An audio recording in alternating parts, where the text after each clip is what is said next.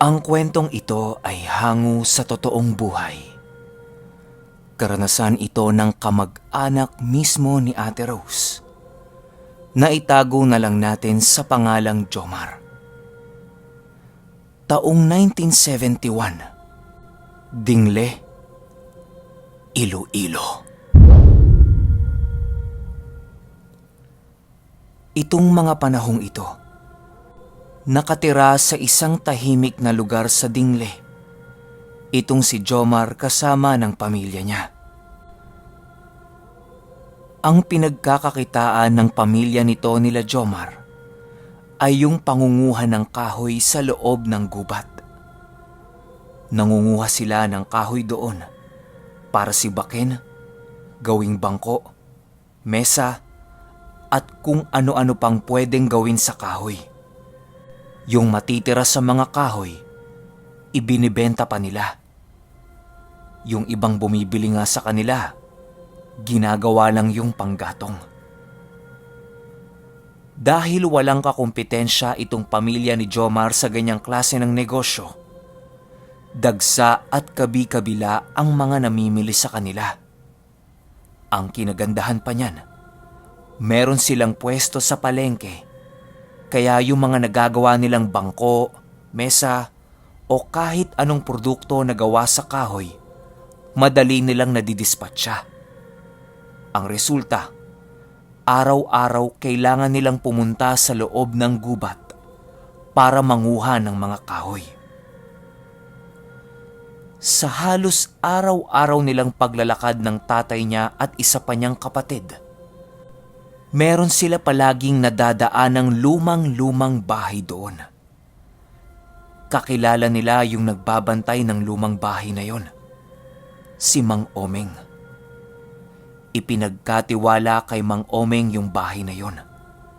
Yung may-ari kasi, nasa Amerika na at walang kasiguraduhan kung babalik pa siya ng Pilipinas. Basta ang sabi lang, alagaan yung bahay niya. At kung gusto niyang itira doon yung pamilya niya, ayos lang din sa may-ari. Sa kasamaang palad, walang pamilya itong si Mang Omeng. Mag-isa lang siya sa buhay. Kaya naman, mag-isa lang din siyang nagbabantay nung bahay na yon. Nakasanayan nilang mag-anak na kapag araw ng Biyernes, dumadaan sila sa mismong bahay ni Mang Omeng para abutan ito ng almusal. Kapag kasi Biyernes, nagluluto ng masarap na almusal yung nanay ni Jomar kasi huling araw na yon ng trabaho nila. Sabado-Linggo kasi, rest day nila yun eh. Halos ilang taon din nilang nakasanayang gawin yan. Hanggang sa ito na, pumasok na yung taong 1971. Pansin nila kay Mang Omeng, parang meron ng matinding sakit, pero ayaw niyang magpatulong. Kapag tinatawag nila ito para lumabas ng bahay, palagi nitong sinasabi na, "Hindi ko na kayang bumaba. Iwan nyo na lang dyan yung pagkain. Kukunin ko mamaya."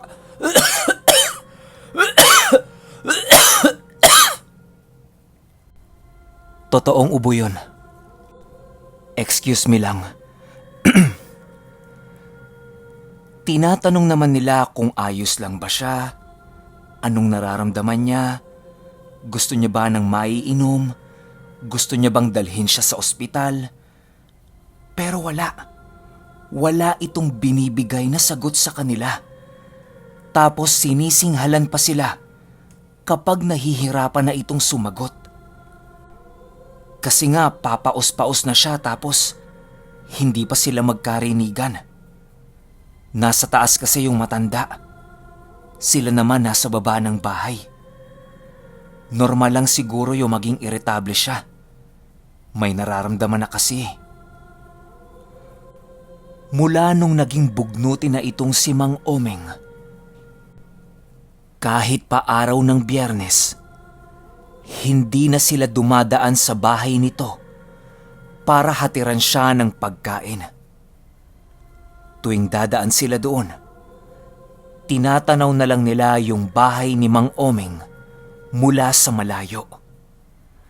Nakikita nila minsan na nakadungaw yon sa bintana pero hindi sila pinapansin kahit na kinakawayan nila ito.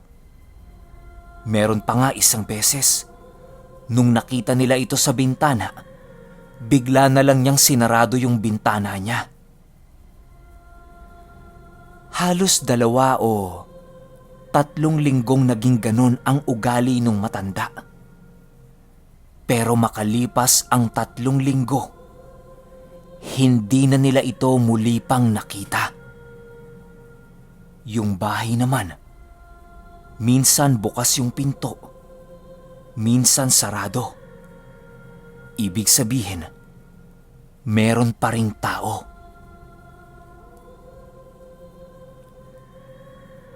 Isang Biyernes ng hapon, 2 lang sila ng kapatid niya ang pumunta sa gubat para manguha ng kahoy. Tumulong kasi yung tatay nila sa nanay nila na mag-ayos ng pwesto sa palengke para sa huling araw ng pagtitinda nila. Kasi nga 'di ba, pahinga sila ng Sabado at Linggo. Ayos lang naman sa kanilang magkapatid 'yon. Ginagawa naman talaga nila 'yon kahit wala yung tatay nila. Nung papunta pa lang sa gubat, nadaanan nila yung bahay ni Mang Omeng. Nakasarado lahat. Ultimo yung mga bintana sa itaas. Di na nila pinansin kasi nasanay naman na sila ng ganun eh. Nung nasa gubat na sila, naisipan ng magkapatid na mag-ikot-ikot muna. Kasi maaga pa naman at saka huling kuha na nila ng kahoy para sa linggo na yon. May 2 araw silang pahinga. Kaya ayun, naglaro sila, nag-ikot, naghanap ng mga punong may prutas, at nung pagod na sila, tsaka pa lang sila naghanap ng mga magagamit na kahoy. Dahil sa sobrang pagod nila, ang bagal nila ngayong gumalaw, kaya ang konti ng nakuha nilang kahoy, inabot din sila ng maghapon doon.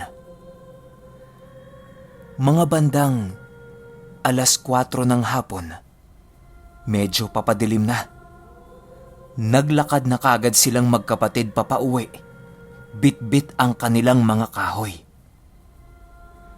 Nang mapadaan sila ulit sa bahay ni Mang Omeng, di na tinitingnan ni Jomart yung bahay kasi nagmamadali na siyang umuwi. Mayayari sila sa mga magulang nila kapag naunahan silang makauwi nun sa bahay. Maya-maya pa, biglang nagsalita yung kapatid ni Jomar ng, "Manong, tingnan mo yung bahay ni Mang Omeng oh. May matanda sa bintana." Pagtingin ni Jomar, meron nga. Ang matindi pa, 2 matanda yon. Napahinto silang magkapatid. Tapos tiningnan nila kung sino ba yung 2 yon. Sa pagtitig nila, nakita ni Jomar na iba yung 2 matanda na yon. Sobra nitong papayat, as in butot balat na lang. Halos makalbo na rin sila dahil sa ninipis ng buhok nila. Tapos kulay puti pa. Inisip nila baka mga magnanakaw. Nang bigla na lang, kumaway yun sa kanila at para silang niyayayang pumasok sa loob ng bahay. Nagkatitigan sila ng kapatid niya. Tapos naramdaman nilang merong hindi tama. Doon sa baba ng bintana, bilang manipis na kahoy lang naman yon, napansin nila na merong tumutulong malapot na likido. Sa ilang minutong pagtayo nila doon, nakita nilang dugo pala yung tumutulo sa ibaba ng bintana at nagkalat na yon sa lapag. Walang tigil sa paggawa yung dalawang matanda na halos hindi na nila makita ang mga kamay nito dahil sa sobrang bilis ng paggalaw. Ang sabi ni Jomar sa kapatid niya, bilisan nilang makauwi para makahingi sila ng tulong sa kanila. Binuhat ulit nila yung mga daladala nilang kahoy at nagmamadali na silang tumakbo papauwi. Nang makarinig sila ng tunog na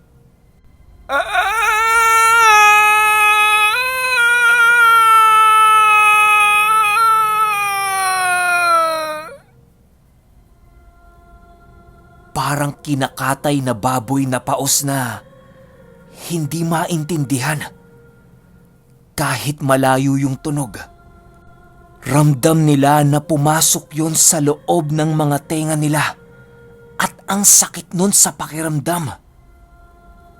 Pagbalik nila ng tingin sa bahay ni Mang Oming, wala na doon yung dalawang matanda. Ang sabi ni Jomar, "To, lapag mo na yung mga kahoy. Tatakbo tayo. Mga aswang yun, To! Takbo!" Iniwan nila lahat ng daladala nila at kumaripa sila ng takbo. Habang tumatakbo sila, nakakarinig sila sa ilalim ng lupa na merong mga nagtatawanan. Naguguluhan na sila eh. Hindi nila alam kung sa itaas ba, sa gilid, o kung saan man yung tumatawa na yon. Pero ang lakas kasi ng pagkakarinig nila na nanggagaling yon sa ibaba. Nang bigla na lang, nakaramdam si Jomar ng napakalamig na latay sa likuran niya. Pumasada yung latay na yon mula sa itaas ng puwetan niya hanggang sa batok niya. Kasabay nung latay, may narinig sila sa likod nilang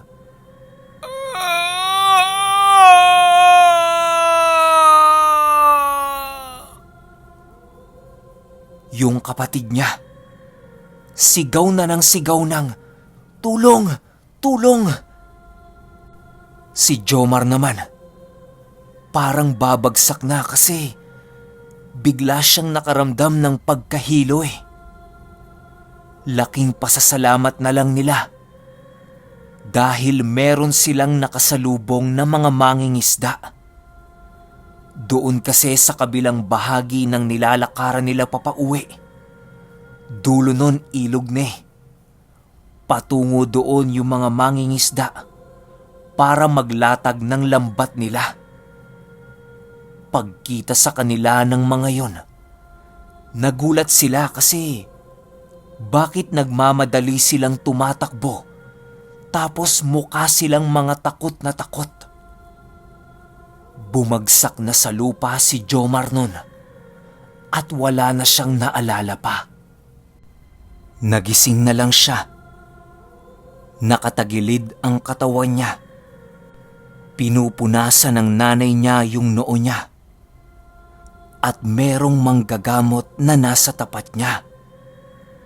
Si Tatang Julio kung tawagin sa lugar nila noon. Ang sabi ni Tatang Julio, "Gising na yung anak ninyo. Lilipat na ako sa likod."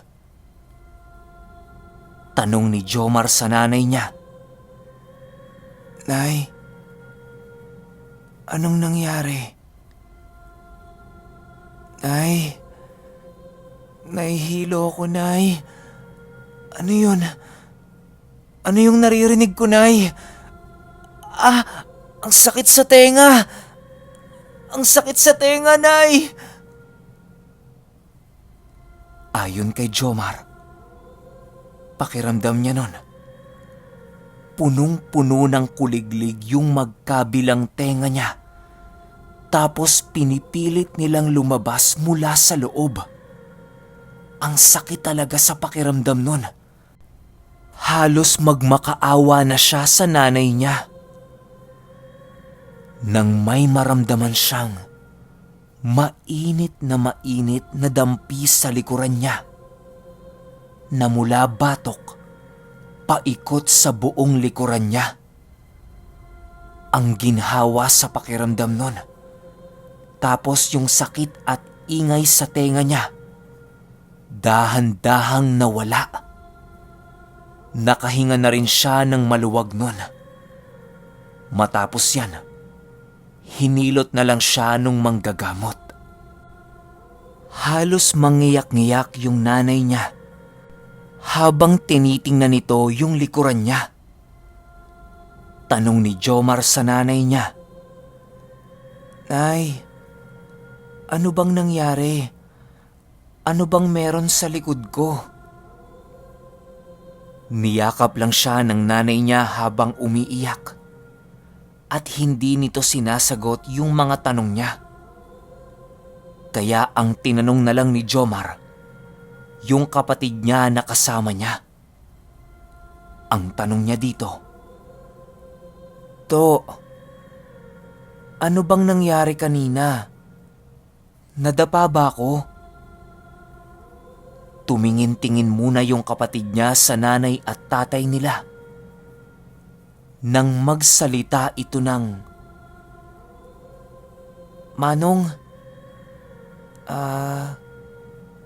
hinabol tayo ng aswang kanina eh. Nakalmot yung likod mo." Nagulat si Jomar sa narinig niya. Dahil yung inaakala niyang panaginip lang, totoo palang nangyari. Biglang nagsalita si Tatang Julio. Wika nito, Hindi lang basta kalmot ang nangyari sa'yo. Nilagyan ka ng aswang na yon ng isang marka. Hindi sila titigil hanggat hindi ka nila nakukuha. natatarantang tanong ng tatay ni Jomar. Tang, meron pa bang paraan para mawala yung marka? Sagot nung matanda. Meron pa. Pero sa ngayon magkakalat muna tayo ng pangontra sa paligid ng bahay ninyo para hindi makalapit yung aswang na yon sa anak nyo. At bukas, susunduin ko yung dalawang kapatid ko. Kasi hindi basta-basta yung aswang na naglagay ng marka rito. Nakakatakot. Ngayon lang ako nakakita ng ganito. Ilang minuto pa lang silang nag-uusap. Bigla na namang sumakit yung tenga ni Jomar at ang malala pa nito, pakiramdam niya, merong kung anong gumagalaw sa loob ng tiyan niya. Ang sabi ng manggagamot, hindi kakayanin kung maghihintay pa sila hanggang bukas. Yun ding gabing yun, pupuntahan na niya yung mga kapatid niya. Samahan na lang siya ng tatay ni Jomart para mas mabilis silang makapunta doon. Walang pagdadalawang isip, pumayag na itong tatay ni Jomar. Di naman yung kalayuan sa kanila, kaya madali silang makakapunta doon. Ang bilin sa kanila ni Tatang Julio, maglagay sila ng kutsilyo sa ilalim ng una ni Jomart at lagyan nila ng asin yung 4 na sulok ng bahay nila. Wag na wag silang lalabas ng bahay kahit na anong marinig o makita nila. Iwan lang din nilang bukas ang pintuan para wala rin silang marinig na kakatok. Matapos ang mga bilin ni Tatang Julio, umalis na sila ng tatay ni Jomart. Ilang minuto pa lang mula nung umalis yung dalawa, Meron na kaagad narinig sila Jomart na